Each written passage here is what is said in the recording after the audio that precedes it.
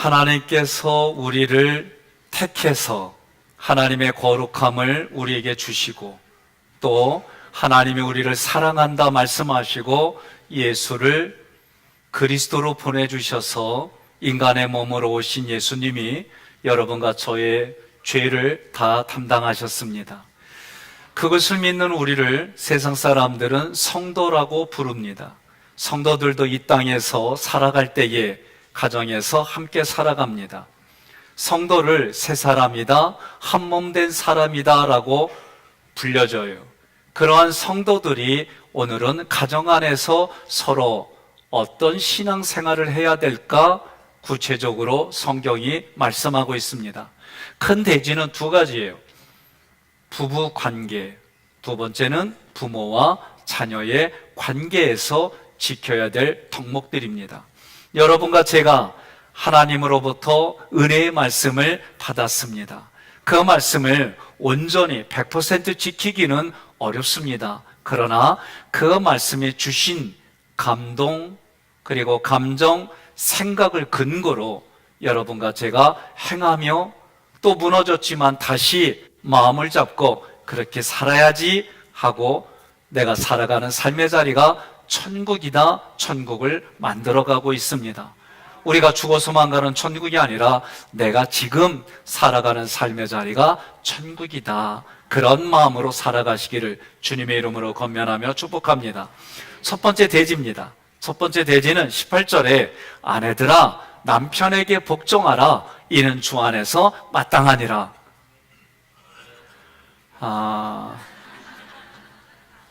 아멘이 안 나오면 말이죠, 제가 힘이 들어요. 다시 해야지. 아내들아 남편에게 복종하라. 남자들이 아멘하면 안 돼요. 여자들이, 우리의 부인들이 아멘해야 돼요. 이 용어가 쉽지가 않아요. 그리고 어느 목사님은 주례사에 아내요 남편에게 복종하십시오 그랬더니 여인이 우리가 지금 그런 시대에 사는데 내용을 몰라서 그래요. 예? 제가 한 가지 이렇게 질문해 볼게요. 배우자에게 복종하는 게 그렇게 몸서리 질 정도로 안 좋은 거요? 대답 안 하는 김영 권사님. 권 권사님한테 내가 복종하겠다 이 마음이 힘든 거요? 나를 봐야지, 나를. 중요한 얘기예요. 왜 그러냐? 여러분, 이 복종한다, 히포타세스라고 하는 단어는 군사 용어로 상급자가 가지고 있는 그 권위에 내가 자발적으로 복종하겠다라는 얘기예요. 노예가 주인에게 강제적으로 복종하는 경우와 달라요. 아내가 남편을 인정하는데 하나님이 남편을 우리 가정의 영적 권위자로 세워주셨다, 이거를 인정하는 거예요. 2부 땐 그래도 이거 아멘 나왔는데,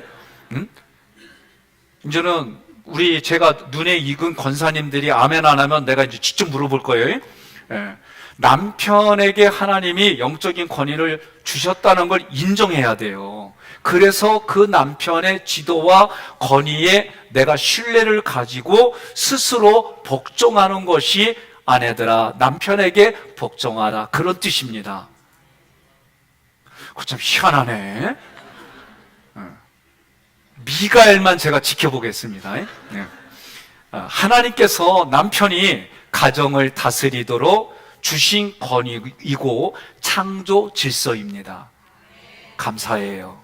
심지어 남편이 존경받지 못할 경우에도 그래요. 아멘입니다. 이게 되는 거예요. 이 원리가 부모와 자녀, 부부관계 다 똑같아요.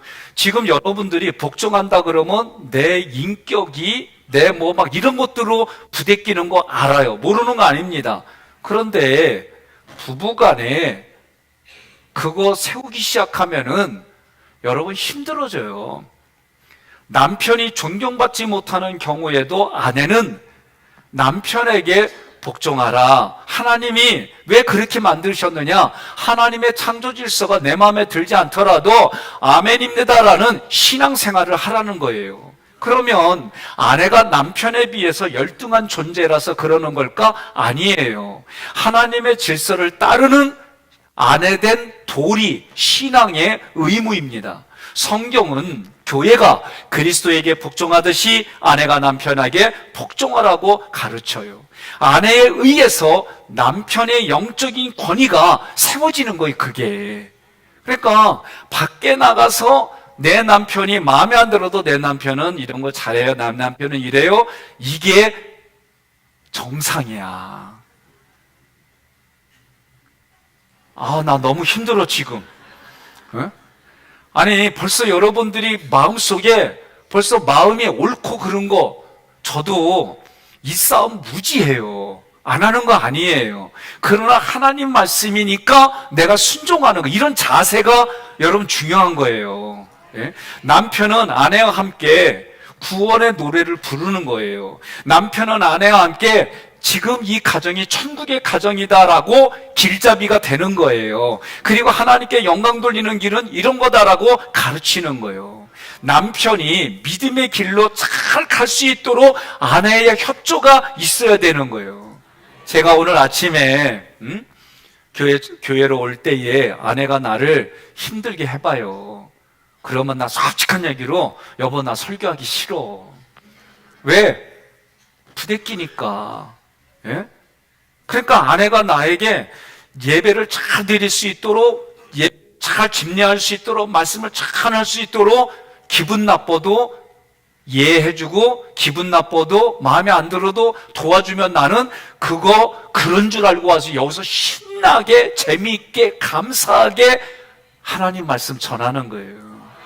쉬워요. 이게 이렇게 하는 거예요. 그러면 여러분 가정에서도 남편이 존경받을 때만 존경해주고 존경받지 않을 때는 존경 안 하고, 사람 심부는 다 그래. 그런데 내가 저 사람의 아내이기 때문에 나만 그렇게 하는 거예요. 그러면 신기하게 내가 그렇게 해주잖아요. 그럼 다른 사람도 그 모습 보고 그 남편 똑같이 하는 거예요. 아, 이제 이렇게 하니까 아멘이 나오네. 네. 그러면 남편은 아내에게 복종만을 강요하는 거 아니에요. 하나님의 권위 아래서 가정을 이끄는 거예요. 남편과 아내가 하나님께서 주신 역할을 잘 지킬 때 가정에 질서가 생기고, 그 질서가 자녀들에게 흘러가 가정이 유지되고, 어린아이들이 아빠의 모습, 엄마의 모습을 보면서 내 안에 아빠, 엄마의 모습이 이 안에 자리 잡고, 그것이 결혼했을 때에, 이성을 만날 때에 그게 흘러가는 거예요. 이게 아름다운 가정이에요. 그러니 여인이 여자와 더불어 결혼해서 애 못 낳아요. 남자와 남자가 결혼해서 애 낳을 수가 없어요. 그런데 입양하면 되지? 그건 지 생각이요. 성경은 그렇게 말 안 해요. 제가 아는 목사님들도 입양하신 분들 많아요. 다 사연이 있어요. 그런데 성경이 말하는 것이, 오늘 아내가 남편을 복종하는 것이 뭐라고 하냐면 주 안에서 마땅하다. 이 마땅하다라는 뜻은 뭐냐? 주 안에서라는 뜻은 뭐냐? 주 안에서는 주님의 십자가 부활 승천의 은혜를 받아서 내가 영생을 얻은 자로 지금을 살아가는 것이 마땅하다. 그런데 마땅하다라는 뜻은, 아네코라는 단어는 예수님께 속해 있는 언행들이 내게 계속 부어져서 내가 지금부터 계속 지속적으로 행하는 일이 마땅하다. 그러면 항원에 와서도 마땅하다. 감사해요. 아멘 해줘서. 예? 예. 여러분, 내가 항원에 가서도 마땅하게 그렇게 할 때 성경은 뭐라고 하냐면 행한 대로 하나님이 갚아주신다는 거예요. 그러니까 아내들이요, 나를 구원하신 주님이 나의 남편을 통해 영원한 하나님의 나라를 누리고 인도하심에 끝까지 남편에게 복종하여 하나님의 영원한 복을 누리시기를 주님의 이름으로 축복합니다. 근데 실제가 이런 일이 있었어요. 어느 집사님의 상담이에요. 저하고 얘기를 하는데 남편이 예수를 그렇게 안 믿더래. 그래서 하나님 앞에 오랫동안 기도했는데 어느 날 남편이 자기한테 제안을 하더래. 돌아오는 주일날 자기하고 산에 갔다 오면 그 다음부터 일요일날 당신과 내가 예배당에 들어갈게. 그러니까 이분이 너무 감사하고 기쁘고 하나님이 허락하셨다. 그러고 기분 좋게 전날부터 음식 준비해가지고 주일날 아침부터 김밥을 싸가지고 막 해가지고 같이 간 거예요. 둘 사이가 누가 봐도 너무 좋아. 누가 봐도 아름다운 부부야. 갔다 와서 이제 토요일 날이 되고 주일날 여보 갑시다 그랬더니 아니 하나님을 그렇게 쉽게 내던지는데 나 안 가 그러더리야. 그리고 나하고 같이 계속 산에 가자 그러더리야. 그렇지. 아이고 어찌요. 주님의 마음이 나오잖아요. 제가 그 얘기 듣고 다시 생각해 보는 거예요. 우리가 예수 믿지 않는 배우자하고 딜을 할 때, 서로 조율을 할 때에 할 게 있고 안 할 게 있다. 그러면 그날 남편이 그러면 내가 일부 예배라도 드리고 같이 가준다든가, 아니면 그래도 내가 하나님 앞에 예배 드려야지, 이런 모습으로 하고 하면 그래도 남편이 와닿는 게 다르겠다. 그러니까 우리는 때로는 내가 포기하는 것 때문에 더 큰 걸 잃어버릴 수가 있다는 거예요. 두 번째로, 큰 대지에서, 부부관계에서 두 번째로 19절에 남편들아 아내를 사랑하며 괴롭게 하지 말라. 감사해요. 예? 예. 우리 교회는 아내가 남편을 사랑하는 것보다 남편이 아내를 사랑하는 게 더 많더라. 할렐루야. 예. 남편들아 아내를 사랑할 때 이 사랑하는 아가파테는 자기를 희생해서 무조건적으로 주는 거예요. 조건으로 주는 게 아니라 무조건적으로 주는 거예요. 그게 뭐냐? 하나님이 우리를 구원해 주려고 십자가에서 아들을 죽게 해서 그 보혈, 흘린 피로 우리의 죄를 사해 주신 그 모습으로 아내를 사랑하라는 거예요. 지금도 주님이 십자가의 사랑으로 나를 사랑하신 것처럼 나도 아내를, 내가 죽어지며 아내를 사랑하겠다는 거예요. 아, 참 이거 쉽지가 않아요. 저도 아내한테 잘해야지 하는데 잘해야지 해놓고 몇 번은 잘해. 그런데 몇 번을 잘하고 난 다음에 아유 쾅 하고 또 올라와. 이게 저의 모습이에요. 여러분들의 남편은 최소한 70번씩 7번은 가지요? 이럴 때는 아내도 아멘 해야 돼. 예? 그러면 남편이 그 얘기 듣고 찔려가지고 더 잘하는 거예요. 그러니까 우리는 너무 솔직해. 그러면 안 돼요. 예배 중이라도 누군가 보고 있잖아요. 하나님이 보고 계시잖아요. 내 남편이, 내 가정이. 그러니까 그럴 때 아니더라도 그런 척 해줄 때 그렇게 사는 거예요. 예? 성경이 오늘 그렇게 얘기하는 거예요. 에베소서 5장 25절에 함께 봉독합니다.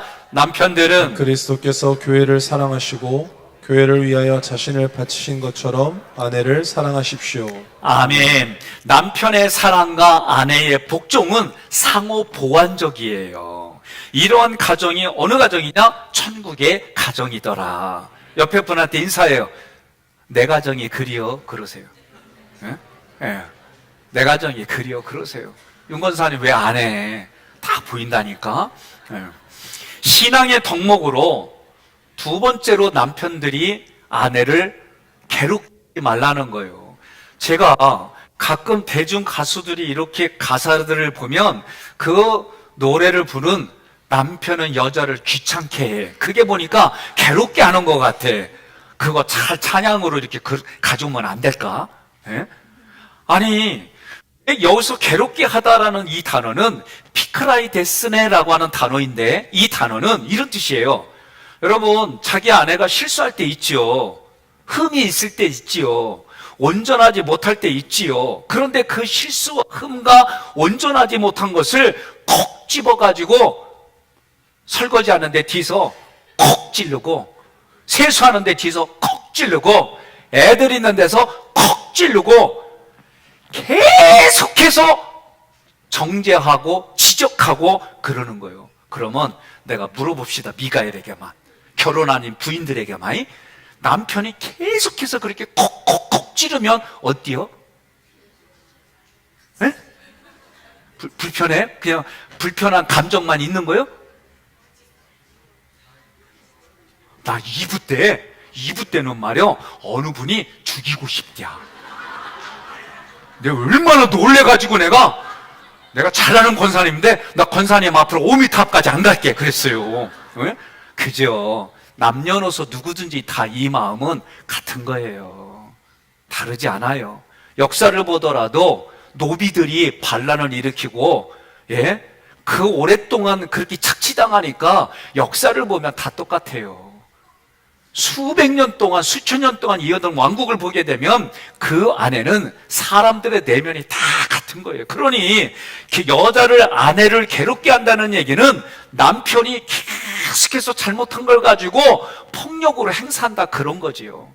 그 당시만 해도 여인의 신분은 남자에 비해서 턱없이 낮았어요. 그런데 이 당시에 오늘 성경의 전체 흐름은 남편이 아내에 대해서 긍휼과 자비와 겸손과 온유와 오래 참음으로 여인을 대할 뿐만 아니라 사랑으로 대하는데, 용납하여 용서하여 사랑으로 대하라. 감사합니다.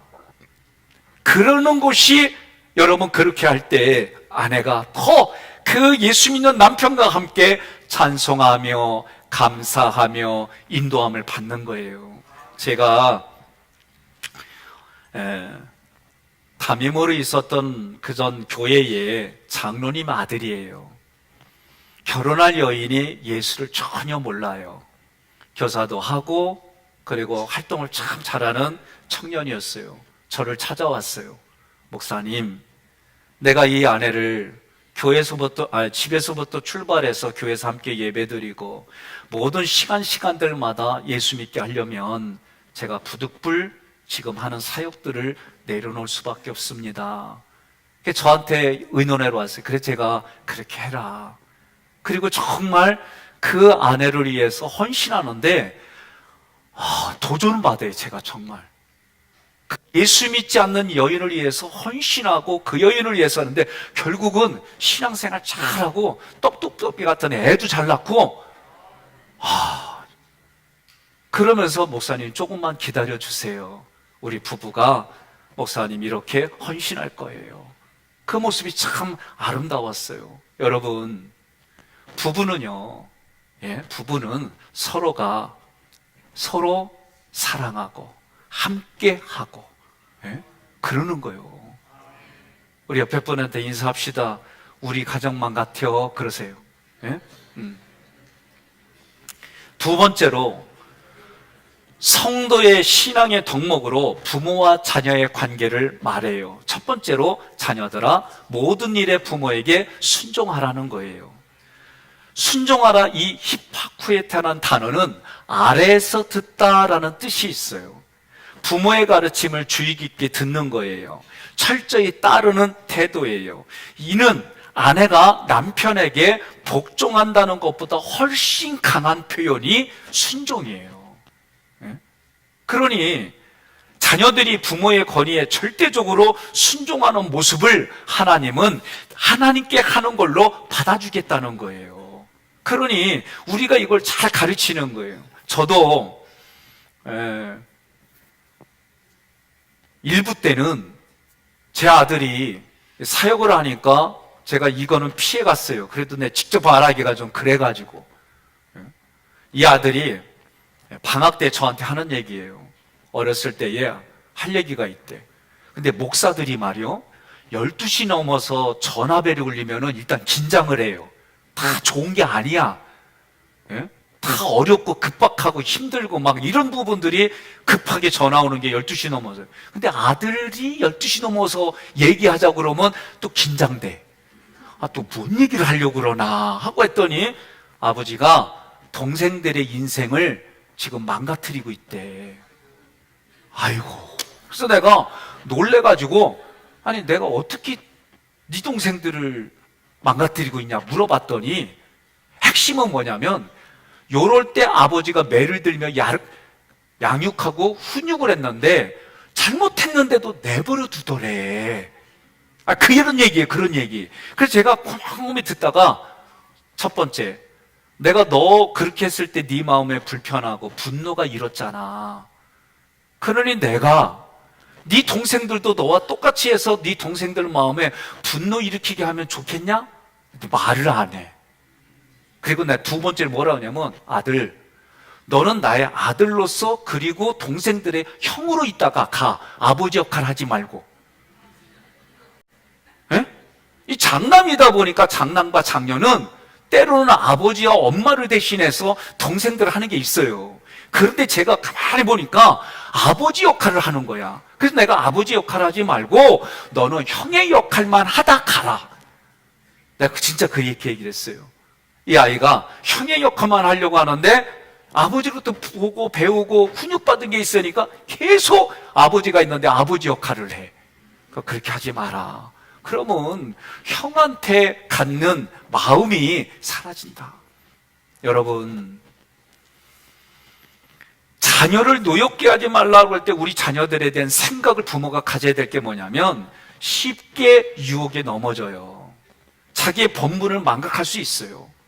육신의 전형에 쉽게 이끌려요. 애들은 마음이 수시로 변해요. 이럴 때 부모가 바른 방향을 정하고 끌어가는 것도 중요하지만 나의 분노, 나의 노여움, 그리고 악한 말, 비방하는 거, 비교하는 거, 그러면서 내 입술에 부끄러운 말, 아이고 누구 닮아서 태어났님, 이런 말 해서는 안 되는 거예요. 부모는 자기의 소유주가 아니에요. 이 아이의 소유주가 아니에요. 근데 저도 이런 얘기를 했어요.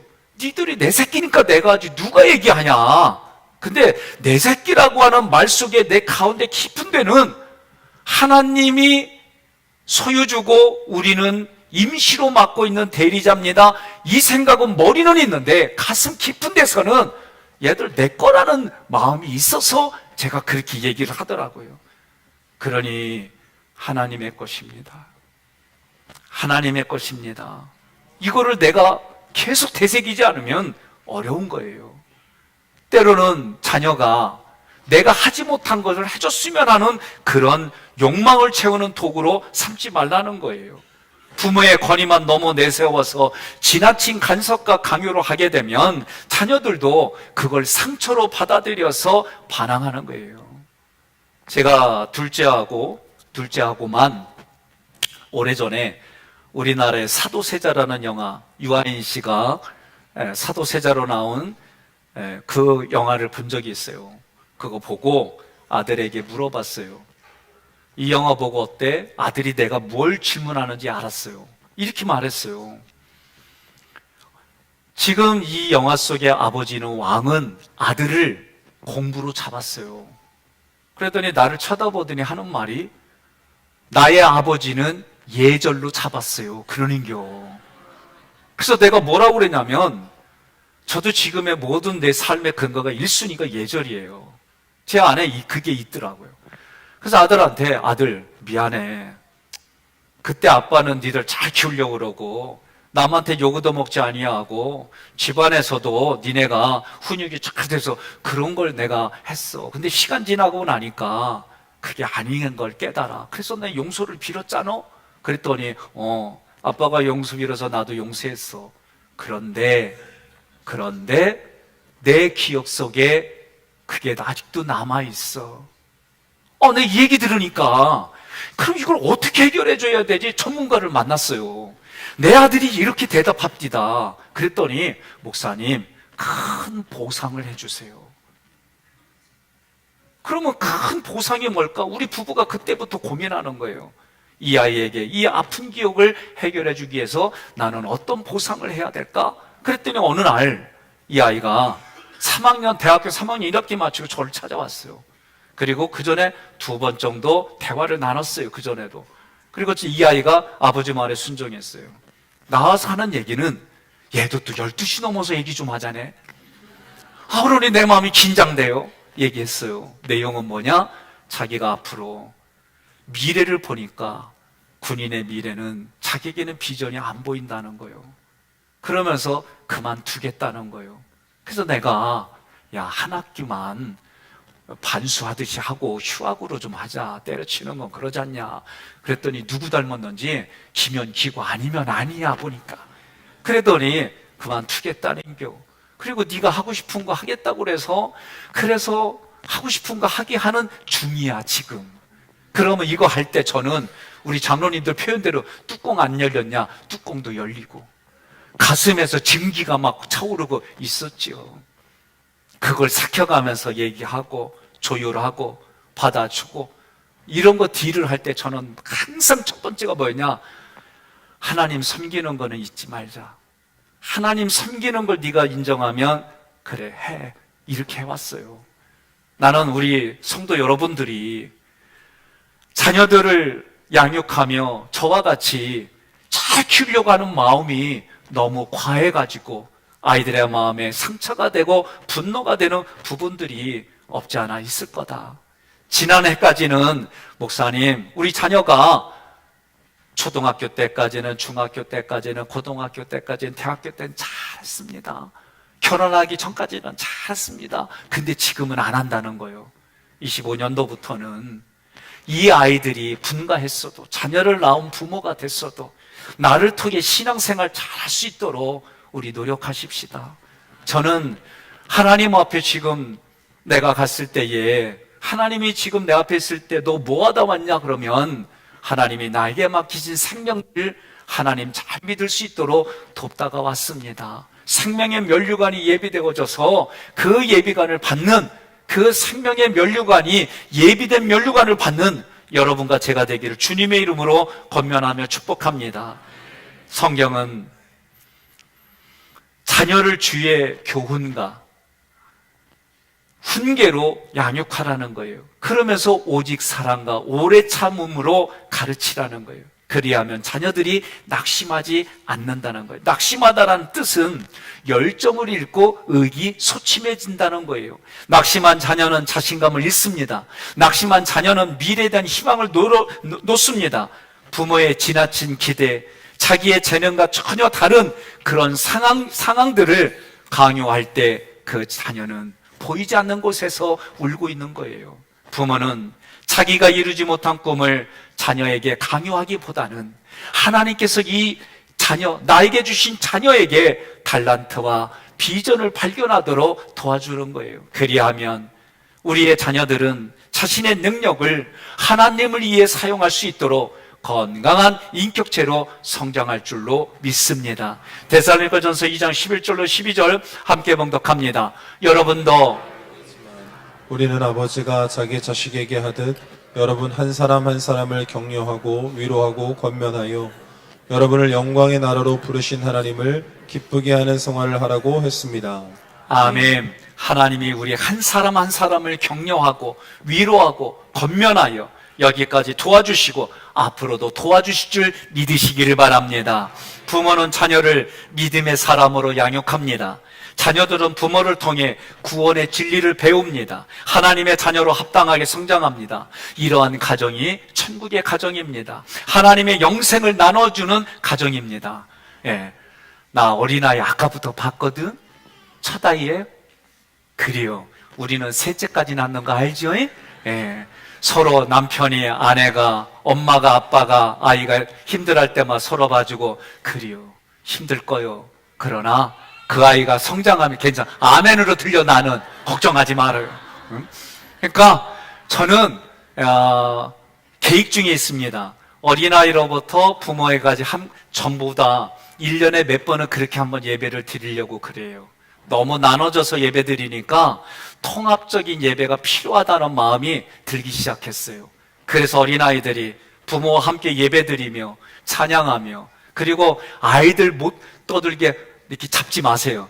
애들은 저게 정상이야. 아셨죠? 민망해 하지 말고 내 아이가 건강하구나 그렇게 생각하시고 예배에 집중하세요. 괜찮아. 그러니까 여러분, 우리 교회가 어린아이로부터 어른에 이르기까지 내가 그리스도인이구나, 하나님의 자녀이구나, 그런 책임과 소명을 다하십시다. 가정에서는 남편과 아내가 서로 사랑하며 존경합시다. 부모와 자녀가 서로 순종하며 양육합시다. 이러한 삶을 살아가는 우리가 하나님께 영광을 돌리고, 그리고 하나님이 주신 거룩함으로 세상을 정복해 나가는 존재이구나, 다시 한번 자기 자신에게 선포하십시오. 하나님은 우리가 맡은 일을 공정하게 보십니다. 믿음과 소망과 사랑으로 끝까지 행한, 그리고 우리가 마지막 날까지 그 믿음과 소망과 사랑 중에 행한 대로 하나님의 상을 주심을 믿으시기를 바랍니다. 어떤 환경에서도 주어진 사명에 최선을 다하십시오. 작은 일도 하나님께 드리는 헌신으로 여기십시오. 그리하면 나를 보고 계시는 하나님께서 그 앞에 하나님의 계획과 임재가 능력으로 나타나는 인생이 되기를 주님의 이름으로 권면하며 축복합니다.